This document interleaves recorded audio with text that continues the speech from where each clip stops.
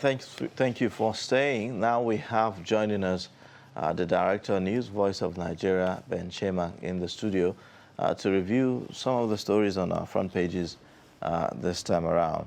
We'll take a look at the Daily Trust newspaper again, and this time it says also that ahead of the APC primaries, campaign governance compete for attention. You'll also see the riders that says Osimbajo, Amechi, Onu, Ngige. Others battle for delegates. 8 collecting allowances from government. And also government has literally fallen apart, according to Kari. The stories above the headline says primaries, INEC, that's ahead of the lead story. Primaries, INEC rejects party's request to extend deadline by 2 months. Why turnaround maintenance failed to bring refineries to life, according to the NNPC. On easy calm, as PDP NEC takes decision on zoning today. That's on page 13. And then at the very bottom there, ASU strike, 2009 agreement unrealistic, says the Senate President. Court nullifies FG's sales of recovered assets. Train attack, 1 week after Buhari's directive, victims' families yet to get updates. So you recall that we had an interview with one of the family members here, and he said he was very optimistic and he was hopeful and looking forward to this meeting and engagement. You know, the president gave that directive about minute-by-minute updates. In fact, for the family members. That directive is over a week now. It's over a week, yes. And from what we can confirm is that there haven't been anything between them engagement with the family members. So you wonder what's happening. The president, commander-in-chief, has given a directive, and this is not the first time that the president will give a directive and we do not see it materialize. Yeah. So for whatever reason, we do not know. All right. That's that for Daily Trust newspaper. Let's take a look at the Punch newspapers. The lead story on the Punch says, Jonathan's backers seek consensus. Southern APC aspirants disagree. Then it has a rider there that says, 28 presidential aspirants obtain forms as sale ends. We have Jonathan's candidacy tough to sell. That is coming from Governor Umahi. We also have the story here that says bank loans to government rise to 16.32 trillion, says the Central Bank of Nigeria. Then there's also the story here. 2023, INEC insists on June 3rd as 18 parties demand primaries deadline extension. Obasanjo Adebayo supports Southeast presidency, says Ohanaeze. We also have a story here that says Akeredolu plans 350 additional men operational vehicles for Amotekun. It's a long time we heard anything about Amotekun. Then there's also the story here. Federal government also resume talks on Monday. Students continue protest. Refineries probe. Reps kick as Kyari keeps mum on oil swap deal. Then, of course, the story, Senate amends Electoral Act, reps reconvene today. So that's about the major stories on the Punch newspapers. All right, so let's get perspectives on this too now. Thank you again for joining us on Daybreak, Mr. Ben Shema. Thank you very much. My pleasure as usual. All right.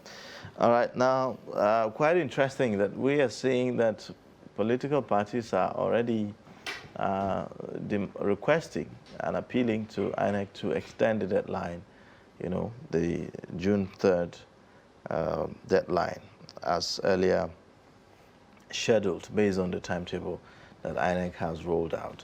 And that's, of course, you know, taking into consideration the new Electoral Act. And now we are seeing this. But though INEC has said, no, we are not extending that.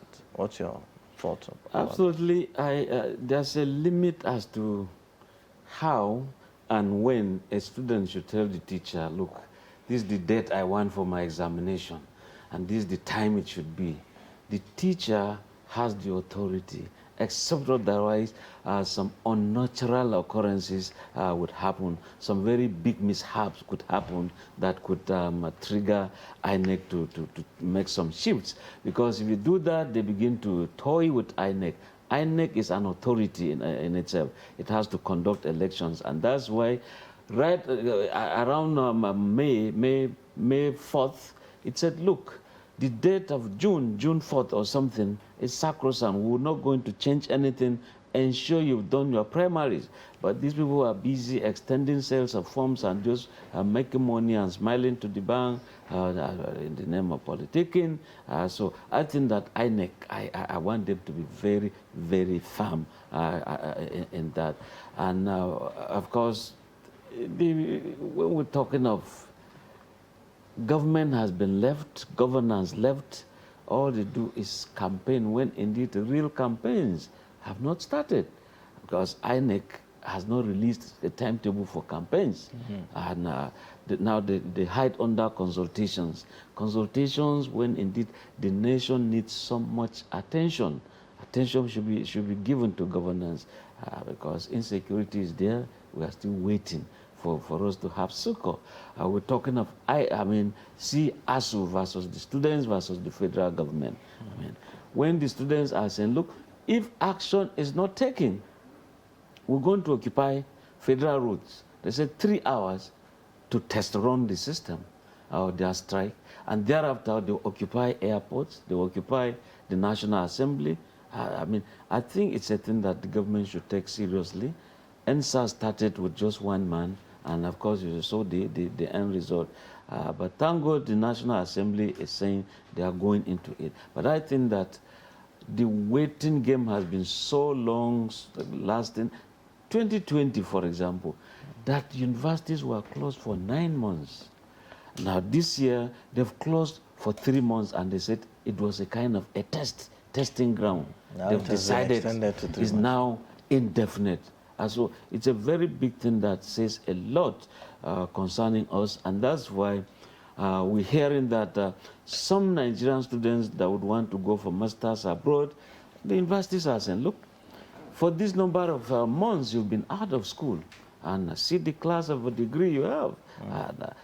What did you cover to warrant this? And of course, to them, they will not measure very well over there. So that tells you there is something wrong with us. And when you look at even when they said grading of universities globally, they said the Nigerian universities, look, they are just down the bottom over there. So a lot has to be done as opposed to these campaigns going on. Yesterday, the Senate President said that the agreement is not realistic. Now, ASU is going into a meeting on Monday. The government is already saying the agreement is not realistic. Do you see anything tangible coming out of that meeting? Well, you see, you cannot be going for negotiations and you're already saying this is my standpoint. The agreement reached some years back are not realistic. You can hold on to that and go to the negotiation table and bring your arsenals. Explain to them. But when government is rigid, ASU is rigid, of course there's no compromise. But you know, how many times will these negotiations happen, before we see the last of it? Because the December 2020 negotiation, has been agreed upon, right? And all that was needed, all that was, to happen is the implementation. And let's not forget that that December 2020 was when, the world over, countries were already recovering from the impact of COVID-19. So there's no excuse to say, oh, it's because of COVID that we now have to go back on our decisions. Already, COVID had happened at that time. So we already knew what was in place, exactly. Right? So why is the implementation taking this long? That's one of the concerns of ASU, that we had an agreement in 2020. To implement it, now you are setting up again another committee. For what? Yeah, you see, circumstances probably are changing. What has changed? For example, what's the inflow of your money?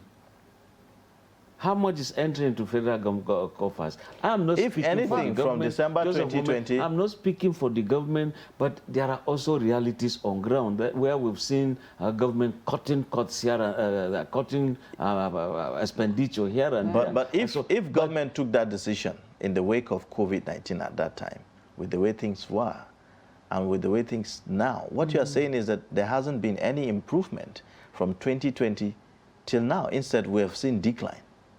Absolutely. I mean, like I was saying, where is your inflow of money, especially the hard currency coming into this country to stabilize the country? Look at the way the dollar is just rising and rising. The naira is nosediving. Mr. Sherman, And, before you continue, as a follow-up to his own, based on what he said, that now goes back to some allegations by certain people that when government signs its agreement with ASU, it doesn't sign it with the intention of implementation. It signs it at that point to get ASU to go back to school. It doesn't think, okay, after 6 months, 3 months, what next? What do you say to that? And of course, you see, that's why some people will say ASU strike is always an annual ritual. And when government was also saying no pay, no work policy was going to be adopted, it has never happened. In spite of their long stay out of the lecture halls, they will still be paid. For God's sake, I think that the two sides... But they haven't been paid in the last 2 months. Well, but they have not resumed either. And I think that when they do resume, they will be paid their money. But that is really not the ideal thing. We expect that people, stakeholders in this country should come on board and resolve this crisis. If the students are actually saying they're going to disrupt primaries and occupy the venues, if hoodlums just join the students, it's not going to be good at all. So what are students supposed to do at this point? Well, are they supposed to just keep sitting around at home and just praying and hoping that someday the strikes will be called off? Students do constitute what you call a pressure group, and what they are saying is already a pressure, and that's why the National Assembly just yesterday called them for some roundtable discussion. But what I'm also saying is that the two sides, excluding the students, the ASU should always bend a bit, the federal government bend a bit. If you know some agreements are not going to work or they are not workable, please say it exactly at the negotiation point so that you don't just sign things you cannot implement. Exactly. That goes back to what I said earlier. It appears that government keeps signing some agreements, not with the intention of implementing. He just signs because he says, oh, ASU has been at home for 2 months, let's just do this thing and let these people go back to the classroom. Forgetting that the day of reckoning will come back, maybe in a month's time or 2 months, and then ASU will come back again. Absolutely, in a mono economy. Is it the solid mineral where indeed bandits are driving people away from mining? You still have to go back to petrol. And where's petrol? Your refineries, look at how much was sunk into turnaround maintenance. Only for the management to tell the National Assembly, look, there are reasons why the turnaround maintenance is not working. And money has gone down the drain. It's also time for the National Assembly to do its oversight function properly. Who indeed is being taken to court. You cannot continuously be fetching water and be pouring it into a well. So what happened? You want to fill in the well. You cannot continuously be fetching water and try to serve them in a basket. It doesn't work that way. People get promoted in NNPC because, I mean, in terms of annual performance evaluation, reports, you see that people are said to be, gurus in administration in NNPC. They've been able to do this, but the refineries, we need this. Look, pay attention at least even to just one refinery, and we'll get out of this quagmire. You know, another, the concern now is that with all of these things happening, the focus, these days has been more about politicians campaigning, traveling from one state to another, meeting this person, meeting buying that forms. person. Meanwhile, on the other hand, we are dealing with issue of fuel scarcity. The aviation sector is in crisis right now. Forget about the suspension of the strike. I mean, it's likely to come back to us again because the 418 naira per liter of aviation fuel that has been agreed upon by the stakeholders to be supplied it's only to. for 3 months. It's only for 3 months. So, I mean, it doesn't look like we've found a solution, like a lasting solution to this. Now, that's on one hand, as far as petroleum is concerned. So on the roads, it's not looking good. In the air, it's also not looking good. And let's not forget, too, that we are talking about families of people that have been abducted, right? And they've been in custody for months, weeks now, and despite the directives, nothing is happening. So these are issues that Nigerians are dealing with directly. But all we hear about is, oh, this person has picked a 100 million naira form, that person has picked a 100 million form, oh, good luck is not going to be joining APC or not. And these are the conversations. No one is really talking about, the real concerns. And I mean, just yesterday we also heard that the families of these victims are also calling for the resignation of the Minister of Transportation. Now, that applies to the Minister of Education too, who was, who is also picking the same form. Don't you think that we have a moral burden here that we need to deal with? Absolutely. And that the focus is not really given where it's needed? There's a big moral burden. Now, look at even the proposed legislation, whereby if a family is kidnapped, as the case with the railway families, and they go pay ransom, they are guilty. The kidnappers are guilty. I think we are just there's this big burden on the masses. In the midst of all of this, you imagine the petrol marketers, they're saying, look, all is not yet well. Oh, we are not being paid in terms of bridging, in terms of transportation, in terms of freight and all that stuff. And therefore, to them, they were going to down tools, and it's going to be indefinite. There's a limit as to how some unions will just wake up and also feel that this is the best time to take a pound of flesh on the masses. Do you really think that they just, Mr. Chairman, do you really think they just wake up and say, this is the time to take a pound of flesh? Is it possible that they have been talking, they have used other means, and there was no result, and then they decided this is the only way out? Like yesterday, we were speaking to the chairman, ASU chapter, University of Abuja, and he said clearly that strike appears to be the only language the government understands. Well, if that is the choice in Nigeria, where indeed doctors will also go on strike with patients who are supposed to be operated upon in theaters, doctors will just go on strike. And some people say, even, okay, like in Ukraine, doctors will not go on strike in that kind of a situation. But in Nigeria, when there are emergencies, of course, doctors and paramedics will just go on strike. I think that when it comes to some key issues, saving lives, at a point we should look at that. But having said so, like I was saying, tell me if there's no moral burden that ASU is on strike. Minister of State for Education, I mean, has walked like a king with some nice regalia to buy a form. He wants to be president of this country. Look at Minister of Labor and Employment. I mean, he has also bought the form. At the point, you begin to wonder, what do you want to govern? The human beings? Yes, when indeed, in terms of negotiation, you have not delivered. And of course, it's a big burden, Stella. All right. Nigerians should... Yes. I want us to look at now other stories on the, this day newspaper, for instance, also have similar stories to the ones we read earlier. APC ticket, Jonathan gives conditions, sale of forms extended to May 12. You also have other stories that have been making the rounds. Kyari, why Nigeria's refineries are not working, says rehabilitation on the way. The same refineries that we've been talking about. It assures that 2.8 billion liters of petrol available and sufficient for 48 days. Yet, we are seeing long queues in our filling stations. The last time the fuel scarcity lasted for 2 months, the NNPC kept on telling us that they had about 300 million liters. So if it's one thing to have in store, and it's another for us to see it in the filling stations. And it appears the only problem is not having it in store. There's a problem with the marketers complaining that there's a particular money they are supposed to be paid and all of that, you know. For So that's bridging, also there. for transportation, for Yeah. carrying the fuel here and there to consumers. Yeah. So more stories now. Presidency to Clark.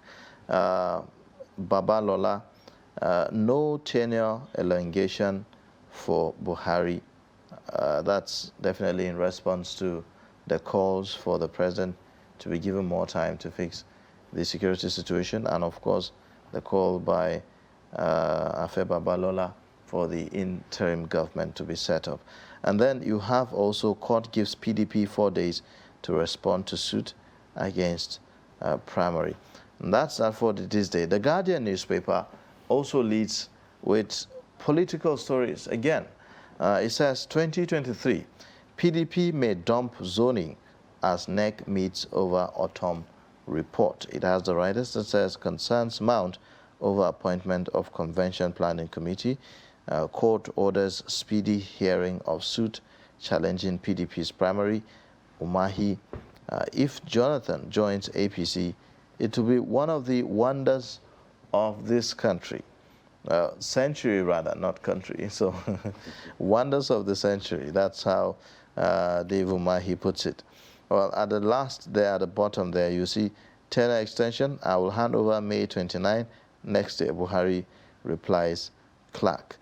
And then you have Cole debunks Wike's $50 million fraud allegation. And you have also Dagogo face fresh charges to take plea May 16. These are some of the stories on the front page of The Guardian this morning. And then if you take a look at the Leadership newspaper, again, it also has some political stories. This time it says, Senate amends Electoral Act, makes president, governors, others statutory delegates. Also at the top, at the very top above the masthead, it says 2023, Southwest, South-South aspirants betraying Southeast. That's Dave Umahi.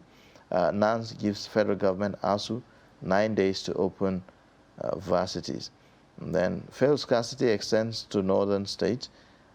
May 29 handover is sacrosanct, says presidency. Chidima confessed to drugging, stabbing, killing Ataga, police tell court.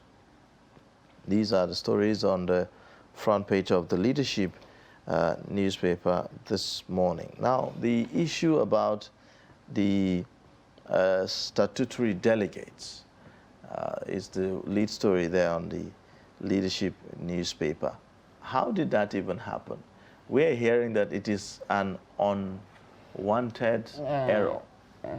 You know, unintended error. That was the word. Yeah, during the amendment of the Electoral Act. And now the lawmakers have to go back to it. And this is just 19 days to party primaries. So we can actually amend laws in 19 days in Nigeria. Absolutely. How long did it take for Nigeria to make the law against same-sex marriage? It was just within a week, and it was signed into law. Where there is a will, I mean, it is doable.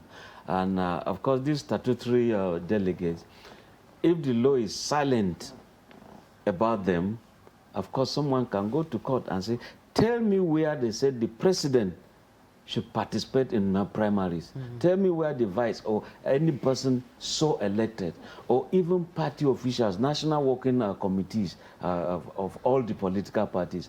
Once it is not enshrined in the Constitution, and the Constitution is just silent about it, of course, it becomes illegality. And that is why some people have seen that gap, that lacuna, to say, let us seal it.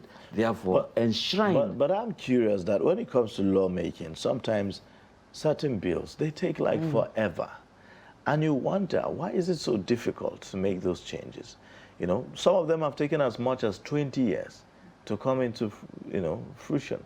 Especially the petroleum industry bill. Exactly. So you kind of wonder, we can have such a speed, but when it comes to certain issues, it lags, in the chambers. Now you see, it affects them directly. Today, politics has overshadowed any other thing. Look at the story about Goodluck Jonathan. No, Miati Allah bought the form for him. No, it's a group of Almajiris and their associates that bought the form. Which means, well, Jonathan maybe is that lucky that up north is the preferred candidate. If that is true. In fact, and if that is also true, Stella, that also tells us that the unity that we are lacking up north, down south, of course, maybe Jonathan is the rallying point. Good luck to them. Again, Nigerians would decide. And when people begin to say, let us have an interim government, for God's sake, are we not tired of just laying foundations, scattering them? Let's start another foundation. Why are we just some motions without actually moving we are just shaking ourselves without moving to any direction. We should move forward positively instead of this interim government. When people wake up, oh, Buhari, there's room for you to go at that time, there's room for you to extend your tenure. I mean, it's because of what those people intend to get. Now, the president, not once, not twice, has always been saying, May 29 next year is sacrosanct. He's going to leave because the Constitution says he should leave. And he said even if the Constitution does not say so, that is his own time that he's going to leave the State House. Okay. Okay. I don't want you to go too far. I want us to go back to the Jonathan issue. Some papers are saying that Jonathan has given the APC conditions. And then, in the same vein, we hear the governor of Ebonyi State, who is also a member of the APC, in fact, a chieftain of the party, saying that if Jonathan were to run on the platform of the APC, to be a wonder of the world. In fact, he went further to say that if that happens, it means that the Guinness Book of Record has a space for more documentation. What do you say to that? Well, I'll classify him and Jonathan as being in the same trend. When did he join the APC? I mean, it was also one of the wonders. You join, and of course, you want lawmakers. Well, former President Goodluck Jonathan hasn't yet joined.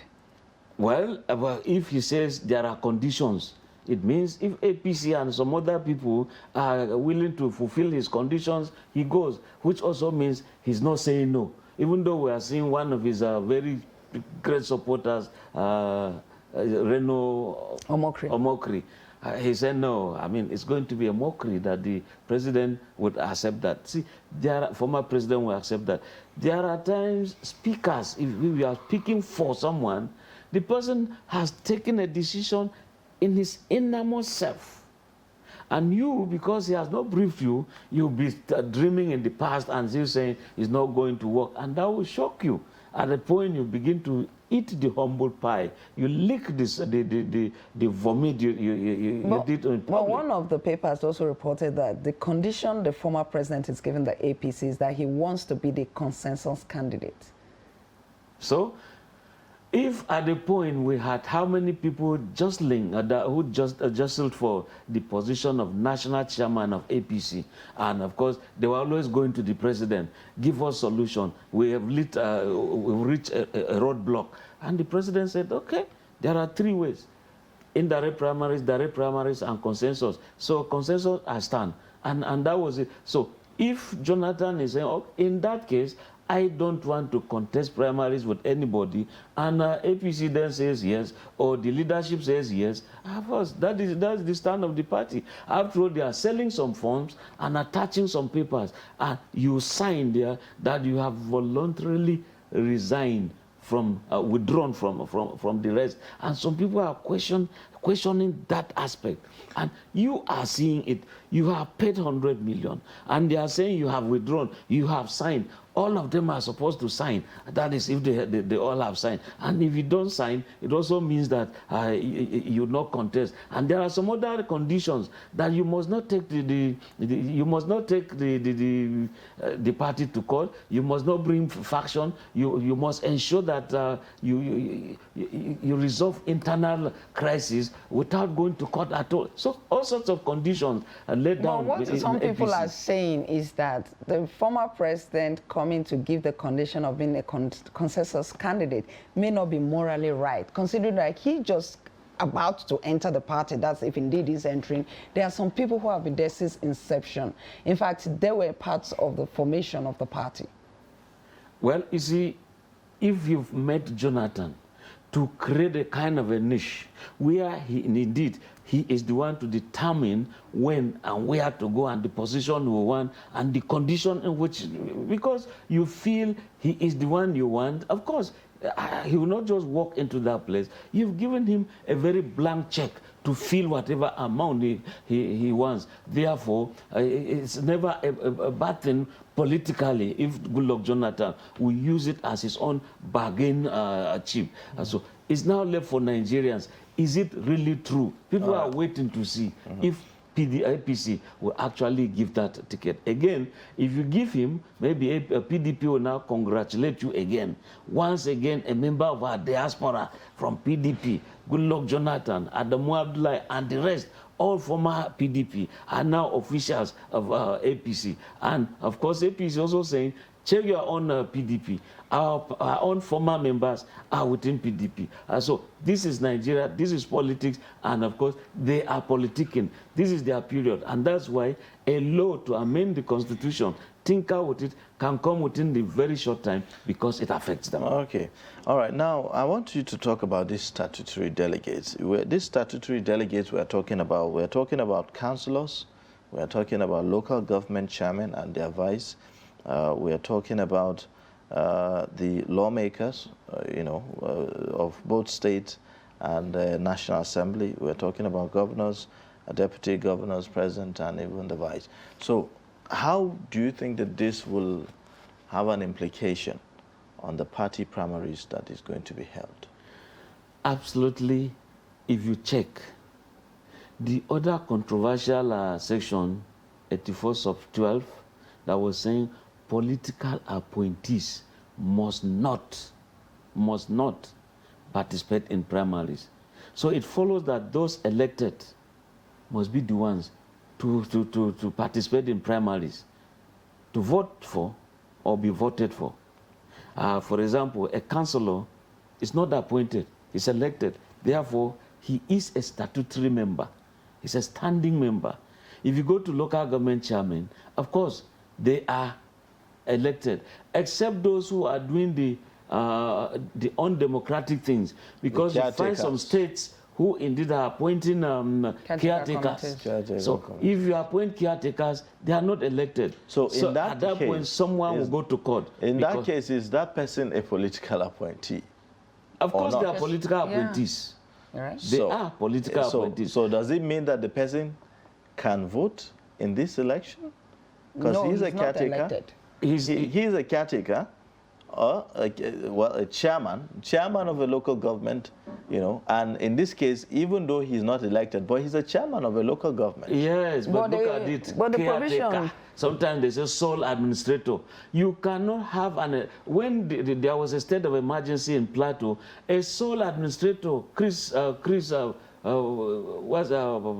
Chris Mohammed Garba was appointed, I think that's the name. He was appointed to be sole administrator of Plateau State. He was not elected. And many other things politically, commissioners, everything collapsed that way. He was the lawmaker, the executive, and all that stuff. So when you have a situation in a certain state where you have a local government as a sole administrator, not elected by the people, of course, he is an appointee. And going by section 84 subsection 12, he is not capable of being a standing member to go to elect people. He is not. He falls under appointees. Do you think that this gives room for some kind of manipulation? Because I'm seeing that perhaps this strengthens the governors to have their way in the political parties.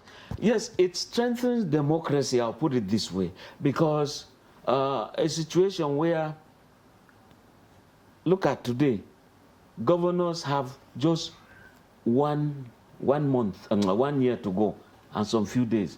You now go and organize elections for local government councils to last for 3 years. Meanwhile, you've been there for 6 years, you've not organized elections. Every time you appoint caretakers, sole administrators, all sorts of adjectives to qualify positions they occupy. Supervisory councillors appointed and all that stuff. So now you have it that those elected either at political party level, then local government council level, then you go to the state government, governors, deputy governors, then the officials of the political parties. These are the people being taken care of by this provision as we have today. But a situation where you also have just, say, a minister. A minister cannot, because he's appointed. All right, Okay, but I was Commissioners wondering. cannot, Okay, I because want they're us to- appointed. all right. SAs cannot, because they're appointed. But I was just wondering, though, in these states where there are no elected chairmen, no elected councillors, doesn't that mean that the delegates from those areas will be fewer? Well, you see, very soon you see the senior advocates, I mean, wearing their silk to go and challenge some provisions and some activities of governors, especially when it comes to this provision. And of course, like we are saying, if they so do, it is to entrench democracy. Let us learn to follow this law. Look, you are not supervising local governments like running a shop or a business center. It's a tier of government. Therefore, it is a subsystem of an entire system. Federal, state government is resembling the federal, as local governments are resembling the state government. Therefore, it's wrong for the federal government to just administer state governments or states anyhow because they have federal might. In the same vein, state governors cannot wake up and load it on our local governments. Today, vouchers for local government workers or council will have to be done at the state level. No, even collection of market rates, you see state governments intervening. You want to do some feeder roads because governors are controlling the monies meant for the local government. You see that they will determine, hey, local government chairman, all of you meet, let's meet. Let me know what really you want to do. We want to rehabilitate so bridge in so community. That is when the government will just drop something for you. When indeed they ought to have the money they are given, federal government releases here in Abuja.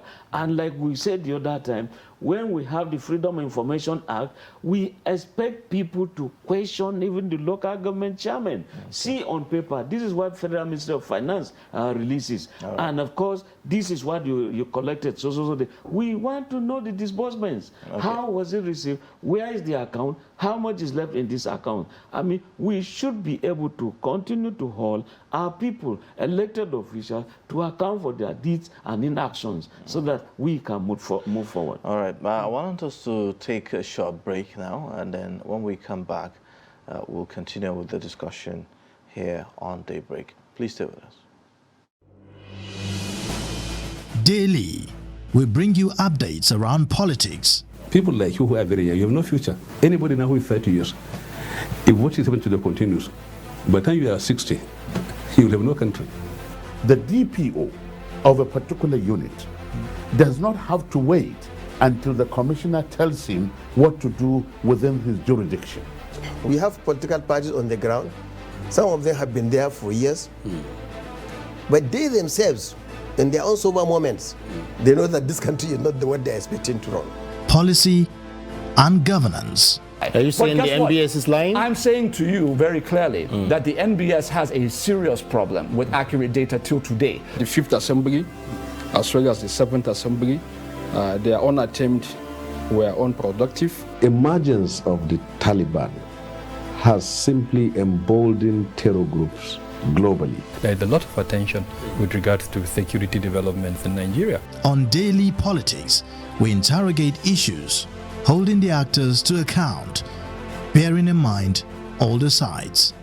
We heard that in some places now, people have to go and pay tax, not to the local government, not to the state, but to criminals. Nobody can come to your house and kidnap you without information. If this country is bleeding, it is bleeding because we have failed to educate our young.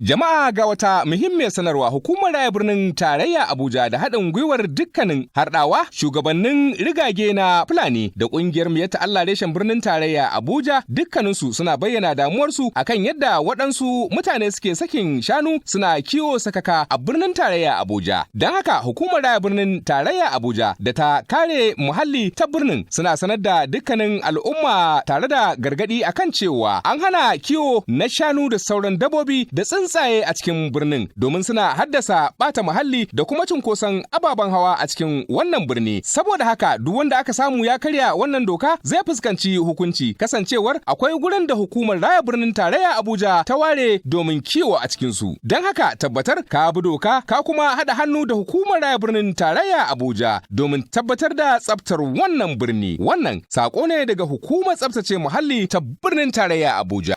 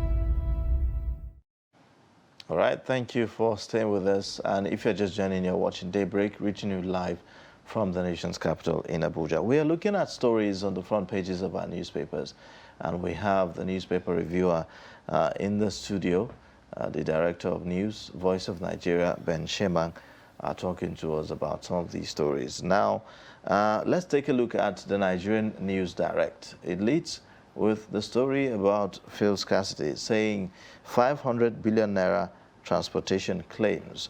500 fuel scarcity looms nationwide as marketers threaten to shut down operations. We have even heard, Ipman say that Nigerians should brace up for the worst fuel scarcity ever.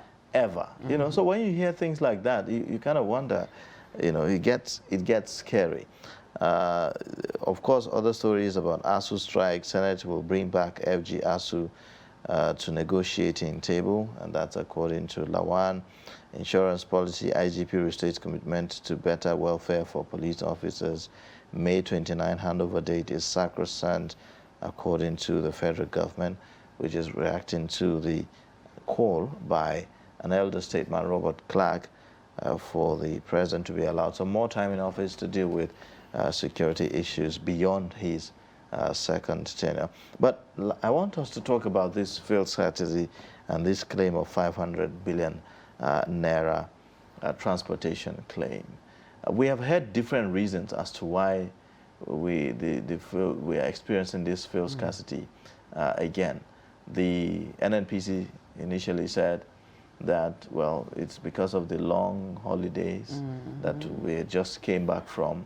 And that there is high demand for the commodity in the country.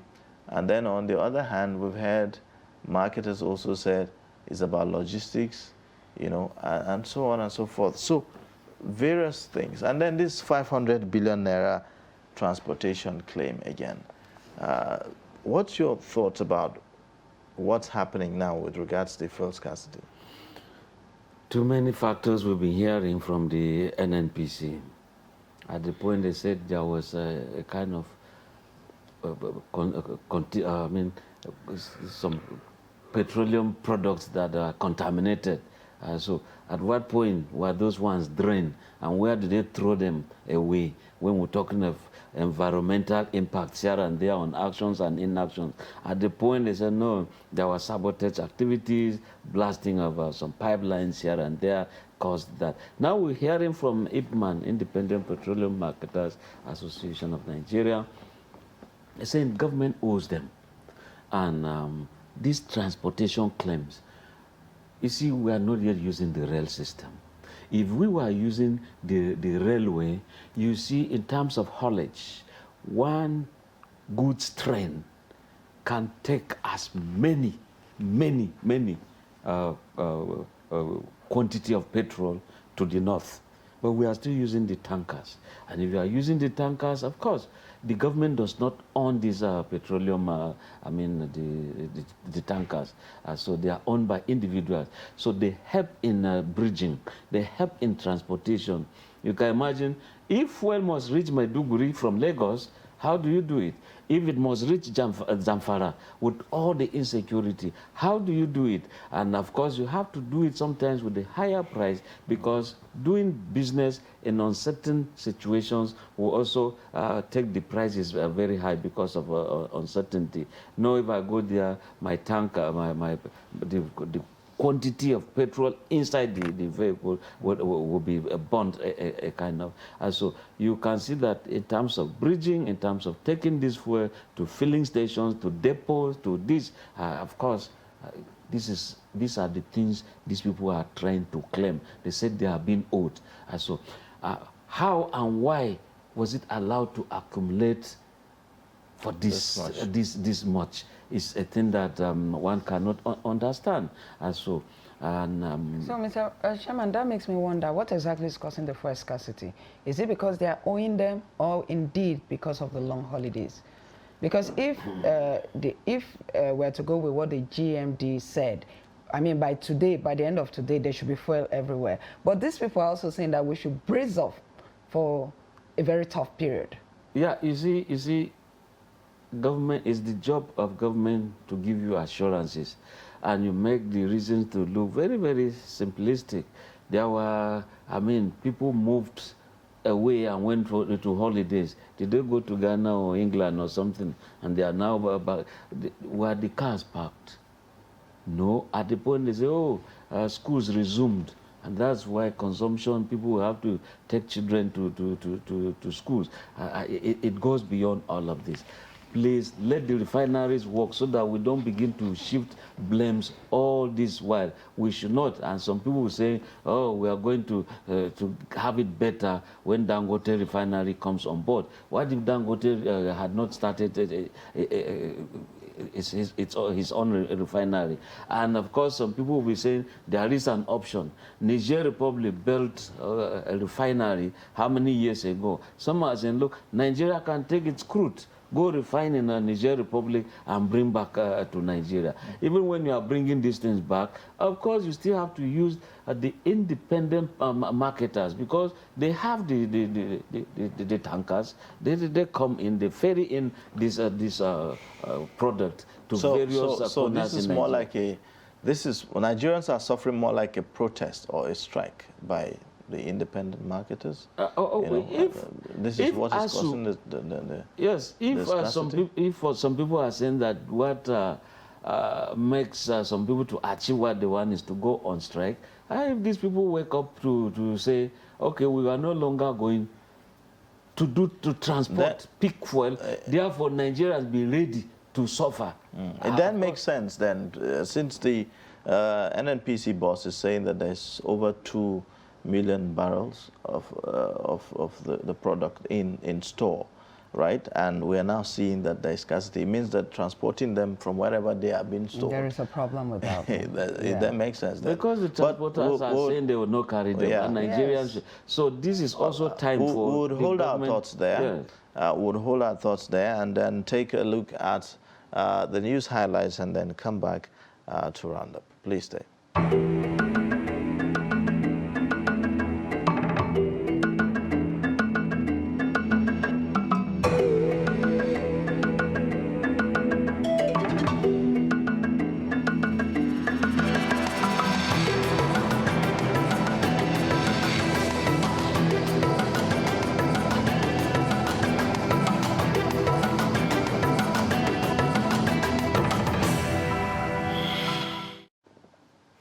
All right, it's top of the hour, 8 a.m., and we're going to take a look at the headlines again. Ayade joins presidential race ahead of 2023. Jonathan not marketable for primary, says Umahi. Buhari rejects call for tenure extension, vows to step down next year. Now the news in details. Governor of Cross River State, Professor Ben Ayade, on Monday expressed confidence that he will be the next president of the country. Speaking shortly after he received his nomination and expression of interest forms purchased for him by sons and daughters of Cross River State, Arewa youth, as well as other interest groups across the country's 6 geopolitical zones, Ayade said he would replicate his successes as a state governor at the national level and help address the country's myriad of challenges. He said he will engage Nigerians on the basis of what he has done and not on promises or statistics that have no physical or verifiable evidence. All right. Now, Governor Dave Umahi of Ebonyi State has expressed concern over the kind of messages the ruling All Progressive Congress will be telling Nigerians with former President Goodluck Jonathan as its presidential candidate. The governor spoke Tuesday while fielding questions from State House reporters after meeting with President Muhammadu Buhari at the presidential villa in Abuja to present a thank you letter from Southeast leaders to him following his recent visit to Ebonyi State. He wondered how the APC will reconcile its policies and promises with those of the People's Democratic Party, under which Jonathan was the president. He expressed worry that it will be difficult for the ruling party to campaign with Jonathan as its presidential candidate, adding that his entrance into the race for the APC presidential ticket will be germane in Nigeria's political landscape. Now, in a related development, President Muhammadu Buhari has said there is no going back on leaving office after completing his constitutionally guaranteed tenure, emphasizing that the May 29, 2023 handover date is sacrosanct. Speaking through Malam Garba Shehu, his media aide, Buhari said the current administration will honor the Constitution and people's right to decide. His reaction follows the suggestions of Chief Robert Clark, a senior advocate of Nigeria, that the Constitution should be suspended for a new one. Clark had said the president could extend his tenure by 6 months if insecurity could affect the 2023 general elections. But the president said the suggestion on the need to suspend the Constitution might create crisis and instability. All right, well, that's the reaction of the president as regards the calls for an extension of tenure to be able to deal with the issues of insecurity, and also a response to Afemi Babalola's. I mean, we've seen that response almost immediately after the statement about the interim government to be set up. But let's get also the perspective of our guest in the studio, our reviewer actually. What's your own thought about, you know, this advocacy for the president to be given more time to deal with, you know, issues of insecurity? Honestly, I think that in 2015, if elections could be held, in 2019, if elections could be held, look at the situation that time. I think it could be done today.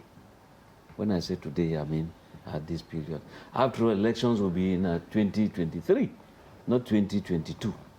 So, and when people begin to do some double talks, look at the headline concerning David Umahi, that former President Goodluck Jonathan is not fit for primaries. Is he saying that Jonathan is fit for consensus? It's not marketable. He said not marketable. So, well, that is left to be seen, and that is just a one-man opinion.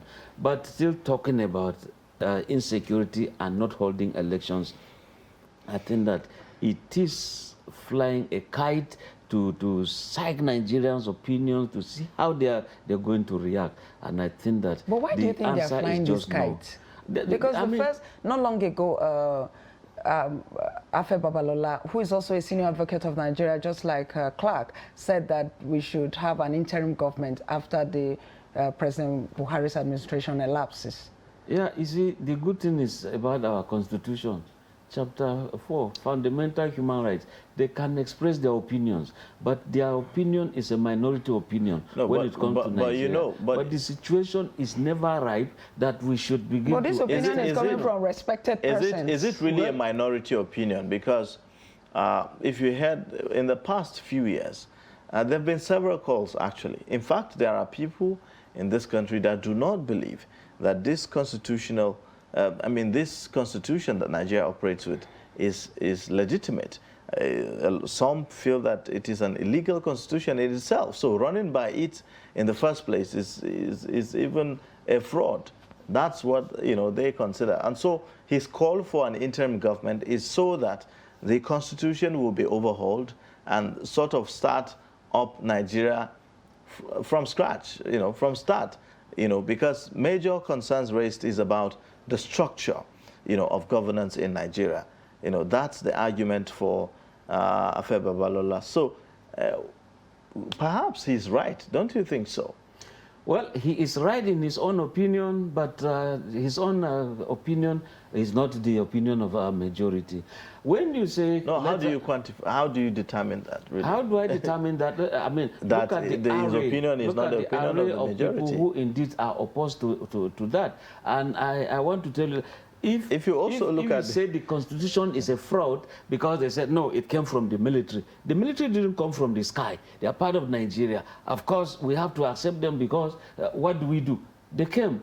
They took power by force. The argument is whether the constitution at the time formed by the military, some will say that it was, alongside some other civilians as well. So it's not solely what the military did. But the concern is as to whether the constitution as it is passed through the processes that a constitution should have passed through.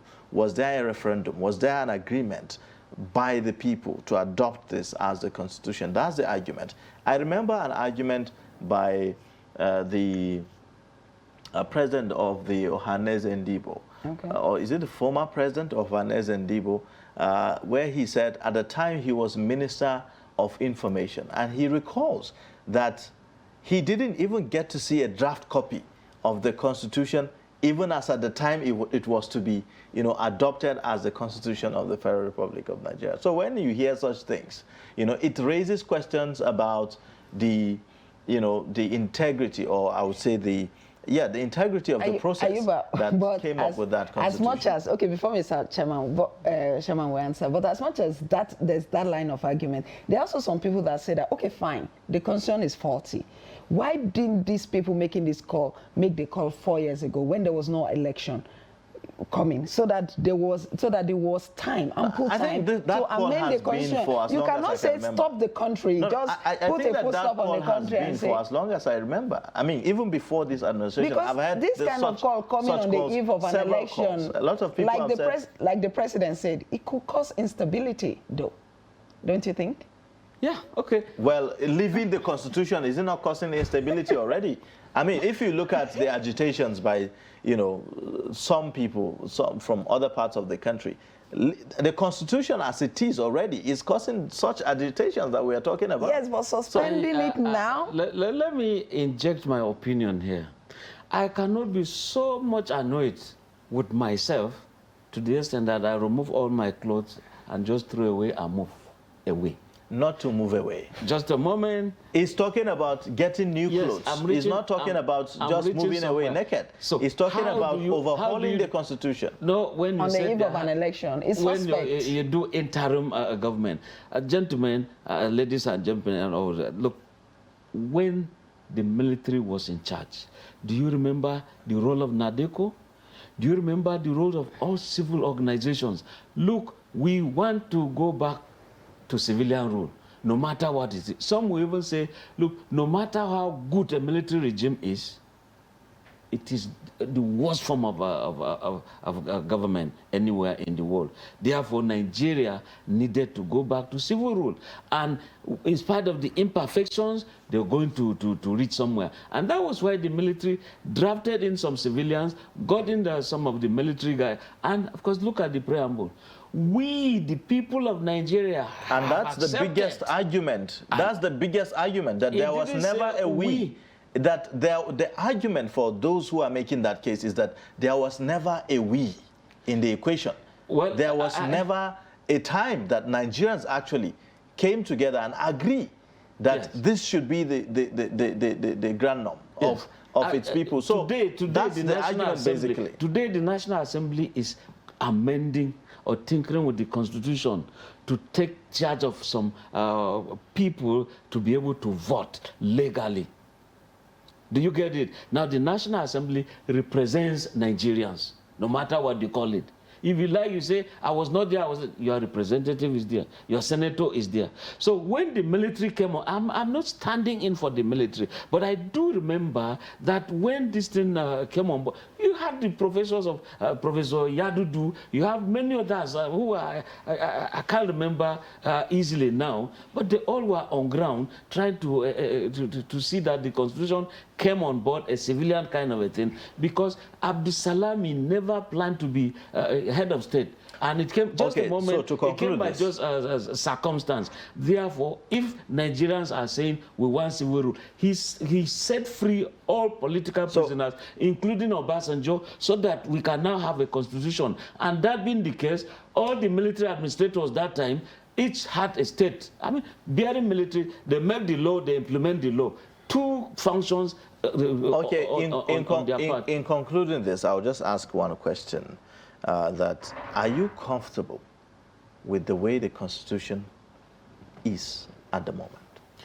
I am not comfortable, but it is something we can manage and keep changing as we are doing. And I think that changing the Constitution is so slow because, I mean, look at when it goes to the state level. Governors are intimidating state assemblies not to accept these provisions. I mean, and of course, some speakers will feel they will lose their seats. So we have to keep on changing this constitution rather than we just throw it away. Let's throw away and start afresh. Just like I gave you the example. You can't be annoyed with yourself. You throw away your clothes and now say, let me go to the market. You're going to the market naked? So we should have this imperfect constitution so that we check where indeed provisions are injurious to ourselves. Some feel that it will never be possible to actually make the kind of changes that will bring growth, national growth and development for Nigeria as it is right now, which is why they are talking about this. Are you aware that some people even question the holy books, that they are imperfect? So if they can question those books, who is saying they can't question the Constitution? Constitution is not sacrosanct. And that's why some people will even say Nigeria is just a mere geographical expression. It doesn't exist. It's only a thing, a perception, a kind of. No, Nigeria exists physically with all sorts of boundaries, measured. They are. And there are people living in that entity called Nigeria. It's not just a mere expression. No. So we have a constitution that we can rely on. We are depending on right now. Those of them saying it's not a perfect constitution, arrest them today. Let them last 4 days without being taken to court. They say the Constitution says you should be taken to court within 48 hours. They are making do with that very Constitution. And so I think that we can yes, it is imperfect. In terms of restructuring, in terms of resource control, in terms of appointments, federal character, quite a lot of things will have to be reworked. And you can do that via the constitution that has given you a definite entity called Nigeria, giving you a president, giving you a national assembly, the judiciary to take care of our rights and listen to our complaints as the last hope of the common man. Okay, so thank I you. think the constitution, yes, should be there, but could be amended. All right. Well, thank you so much.